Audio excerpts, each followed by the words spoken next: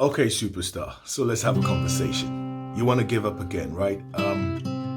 Yeah, you may feel right in doing so. You may feel you have every reason to quit this time, but let's have this conversation. I've come to realize that there are two reasons, probably more, but I've discovered two reasons why people always give up. I'm looking at these obstacle games. Before you go into the obstacle games, you consider what is ahead of you. You look at everything, you consider all the obstacles, you weigh them out. A lot of us don't count the cost before we jump onto stuff.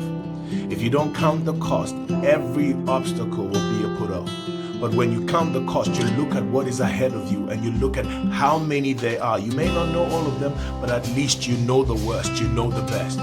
It gives you an easy access into having energy to continue with your journey. You see, the problem is, every one of us thinks that the journey from obscurity to significance is a straight road.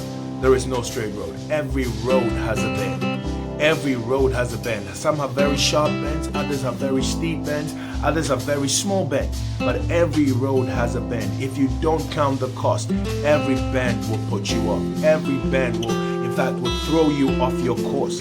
Sometimes not because you want to give up, but the bend in the road will make you give up. It will throw you off course. The other thing I see that people don't do when it comes to getting involved into stuff apart from counting the cost is that they don't even know what is ahead of them. You see, one of my mentors always says to me, if you don't know where you're going in life, every road will take you there. If you don't know where you're going in life, every road will take you there. What is your why for jumping into what you're jumping into? What is your why for the relationship? What is your why for the business venture? What is your why for taking on what you have taken on? What is your why for starting a business?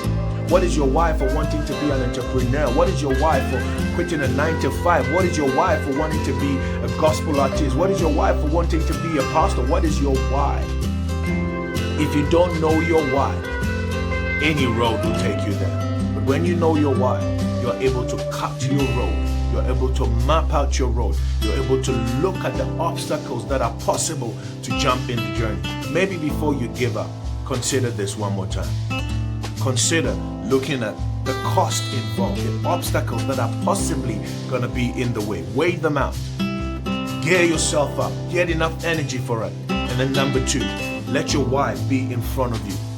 Let your why be a big thing in front of you so that you can always see it. No matter how big the obstacle, when you lift up your eyes, you can always see your why. You know why? Because when life knocks you out and knocks you off of course, no matter where you turn your eyes to, if your why is big enough, you can always see it. The moment your why moves from your vision, you will give up. Let's try it again. Go back on there and try it one more time, considering the cost and looking at your why.